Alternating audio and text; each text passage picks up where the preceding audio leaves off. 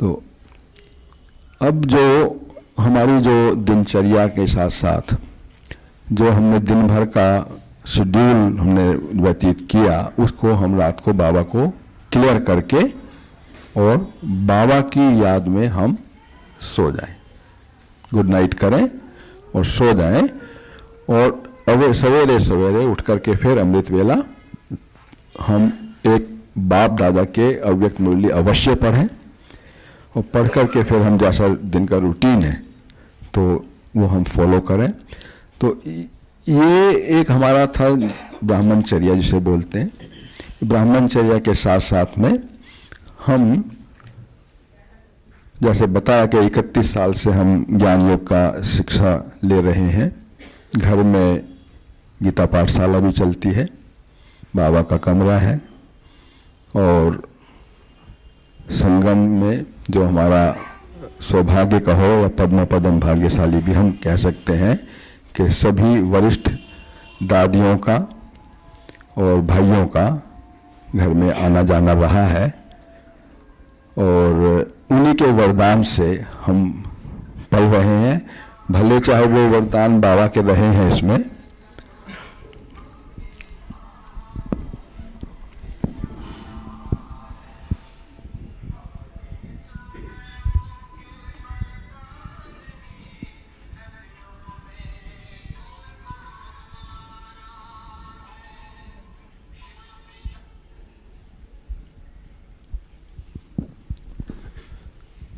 तो 1985 में जो पुराने हैं उनको शायद याद होगा कि दिल्ली में यूथ रैली निकली थी।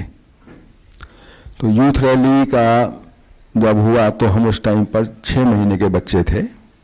तो हमने जगदीश भाई को कहा कि भाई साहब ये यूथ रैली का जो रूट है उसको हमारे घर के आगे से किसी तरह से करो। तो बाबा जानी जाननहार है, तो यूथ रैली फिर हमारे घर के आगे से निकली थी।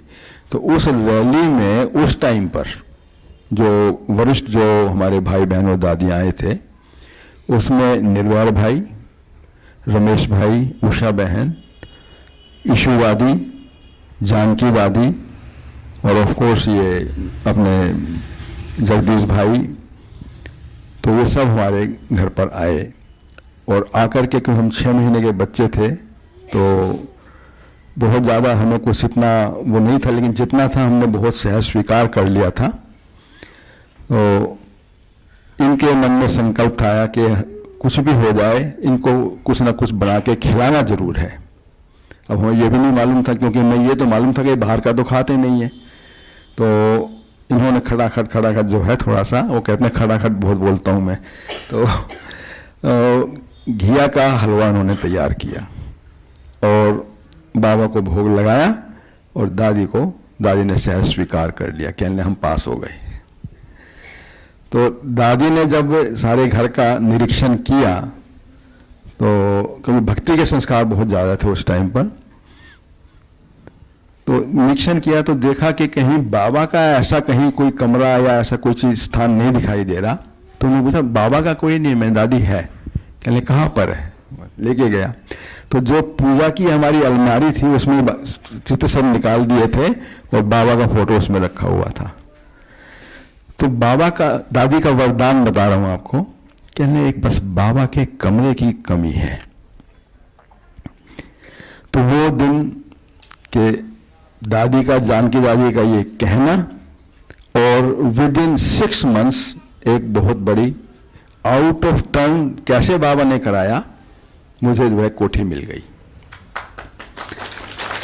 तो ये उसी का केस में लोग सब वंडर खाए, कहना तुम्हारा तो सीनियरिटी में नंबर नहीं है। मुझे नहीं मालूम भाई कैसे हुआ है ये, क्या नहीं तूने कोई जरूर सिफारिश लगाई होगी। मैंने कोई सिफारिश नहीं, मेरी सिफारिश तो एक ऊपर ही है। तो खैर साहब वो हमें मिल गया। उसमें सबसे पहले बाबा का ही कमरा बना और बाबा का कमरा बनने के बाद में दिल्ली के जितने भी प्रमुख हमारे सेंटर्स के भाई बहन थे, इंक्लूडिंग अंकल स्टीव नारायण, आप लोगों ने नाम सुन रखा होगा, अंकल आंटी, वो सब लोग उस टाइम पर उसमें आए थे और उसका उद्घाटन हुआ बड़े जोर शोर से। तो एक अच्छी सेवा उसमें हुई। फिर तो जो समय प्रति समय बाबा जो है कुछ ना कुछ काम करते हुए कराता ही रहता है बच्चों से। जैसे शिवरात्रि की सेवा है या भिन्न भिन्न प्रकार की सेवाएं हैं, तो उसमें दिल्ली, क्योंकि हमारा रिहाइश जो है दिल्ली यूनिवर्सिटी साइट पर है, तो दिल्ली यूनिवर्सिटी के जितने भी वाइस चांसलर और डीन ऑफ फैकल्टीज और प्रो वाइस चांसलर वगैरह सब का घर में आना रहता था, और झंडारोहण के हिसाब से वो आते रहते थे। और ऐसे ही इस सेवा के हिसाब से आपने नाम सुना होगा पुलिस कमिश्नर जो हमारे ORC में अब थे, डॉक्टर मिस्टर SK सिंह साहब बोलते हैं इन्हें, आपको याद होगा। तो वो सिंह साहब भी उसी सेवा से निकले थे, और निकल करके उन्होंने कहा भाई ये तो एक बहुत अच्छी सेवा हुई। तो ऐसे हम फिर ये एक स्थूल बाबा की सेवा के साथ साथ फिर हमारे जब व्यवहारिक डॉक्टरी के हिसाब से हम जब दोनों हम हिंदुरा हॉस्पिटल में थे, तो कोई भी बात जब ऊंच नीच होती थी तो इनवेरिएबली वो कहते थे भाई भगवान को बुलाओ, वही इस बात का सॉल्यूशन दे सकते हैं। यानी मुझे वो भगवान के रूप में बोलते थे कि वही कुछ बताएंगे। तो ठीक है, जो हमसे बनता था उनको सलाह देते थे और वो काम सुलझ जाता था। तो हम हॉस्पिटल में भी अपने डॉक्टर्स होने के नाते पेशेंट्स को भी उसी हिसाब से देखते थे कि ये भी तो आत्मा है ना, ये भी मेरा भाई बहन है, कर्मों के हिसाब से ये अब ऐसा पीड़ित है। तब उसको ऐसी अनुभूति करा करके उसको ज्ञान दिया जाता, तो उसके अंदर हीलिंग में बहुत फर्क पड़ जाता। कुछ अनुभव डॉक्टर साहब सुनाएंगे अपना कि कैसे कैसे वो उसमें अनुभव किए। और फिर जैसे और उसका एक ये भी हुआ कि जब ये सेवा हॉस्पिटल में चल रही थी इस तरह की, तो उसका ऊपर तक फिर एक स्टेट अवार्ड भी दिया गया हमें। जब स्टेट अवार्ड मिला तो उन्होंने चीफ मिनिस्टर ने कहा कि इनको स्टेट अवार्ड किस लिए दिया गया। तो उस टाइम पे देन जो हेल्थ मिनिस्टर थे डॉक्टर अशोक वालिया, तो उन्होंने कहा कि मैडम ये जो है पेशेंट्स को मेडिटेशन सिखलाते हैं।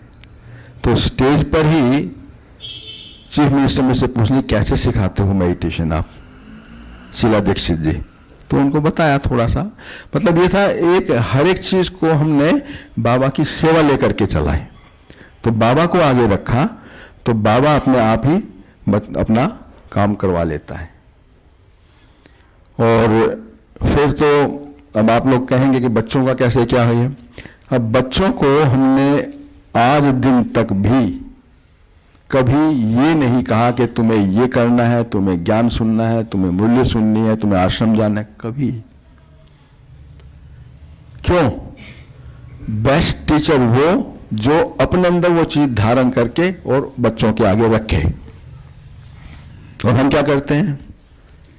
तुम ये नहीं करो, तुम वो नहीं करो, तुम ये नहीं करो। अब बच्चे देखते हैं ये तो खुद तो करते हैं और हमें कह रहे हैं तुम नहीं करो। तो उस टाइम तो मान जाएंगे, बाद में कहेंगे नहीं, जब वो करते हैं तो हम क्यों नहीं करें। तो वो सीखते अपने माँ बाप से हैं।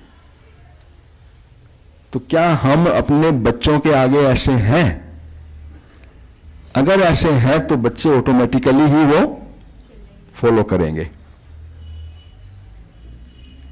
एक दफा मजे की बात बताते हैं आपको कि हम जो विवाह शादी में किसी में गए हुए थे फंक्शन में, तो हम दोनों खड़े हुए थे, किसी भाई बहनों से बात कर रहे थे।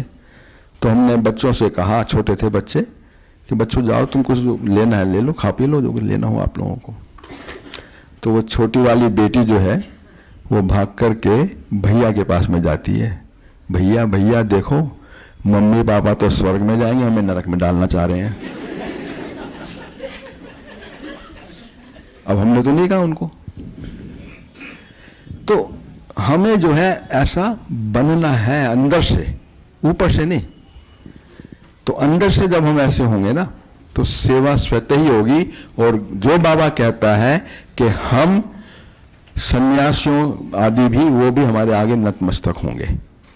तो हम गृहस्थों के जो बाबा कहता है ना कि तुम गृहस्थी तो ऐसे हो जो सन्यासी उदासी भी आपके आगे नतमस्तक होंगे, पर हम अंदर से बने ऐसे, तो हम फिर जो सच्चे लक्ष्मी नारायण बनेंगे विष्णु चतुर्भुज कंबाइन रूप में। तो हमारे स्वभाव और संस्कार अब ऐसे हो जाएं कि पता ही ना लगे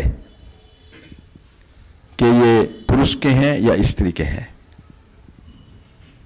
आपने वैसे भी देखा होगा ना, लक्ष्मी नारायण का चित्र देखा है ना अपना। उस लक्ष्मी नारायण के चित्र में अगर उनकी ड्रेस एक सी पहना दी जाए, पहचान पाओगे कौन इसमें फीमेल है कौन मेल है? नहीं पता लगता ना।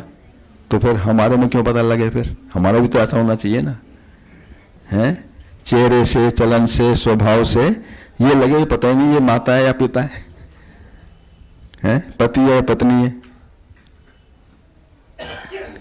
ठीक है, क्योंकि हम एक सांचे में ढल रहे हैं ना फिर अब, तो उस सांचे में ढलने में कहीं पे फर्क पड़ जाता है हमारा, तो फिर जो है नंबरवार पुरुषार्थ अनुसार बन जाते हैं।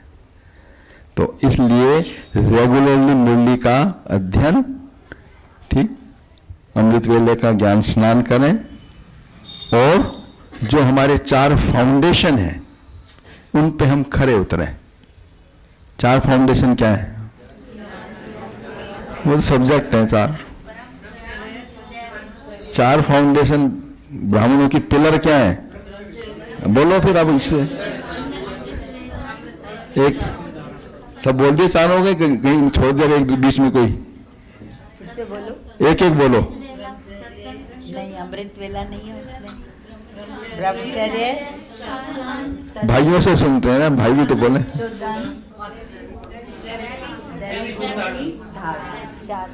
इन 4 पे हम जो है, 4 पिलर हमारे मजबूत होने चाहिए। जब 4 पिलर हमारे मजबूत होंगे और 4 सब्जेक्ट पे हम हों, तो 4 सब्जेक्ट भी हमारे बिल्कुल। बाबा पहले तो कहता था 5% की मार्जिन देता था। जब हमने एक अव्यक्त बाबा दादा की मुरली सुनी थी तो उसमें कहा था चलो कोई नहीं 5% में ग्रेस दे दूंगा। बाबा कहते हैं 5% ग्रेस खत्म, अब तो फुल पास होना है आपको। ठीक है, 5% की ग्रेस, 95% बोला बाबा ने उस टाइम पर अव्यक्त बाबा दादा ने। अब कहते नहीं, अब ग्रेस खत्म सारी, अब तो फुल पास होना है। तो 4 सब्जेक्ट में भी पास होना है, ठीक, और पास होना है, पास करना है, पास रहना है, और पास विद ऑनर बनना है। ठीक है, अगर किसी को कुछ पूछना हो तो जरूर पूछें।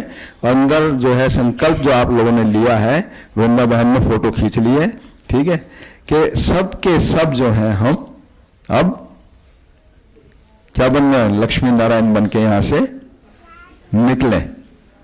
तो चाणक्य पैलेस जो है आपका लगे कि ये तो क्या है, वैष्णव भूमि हो गई।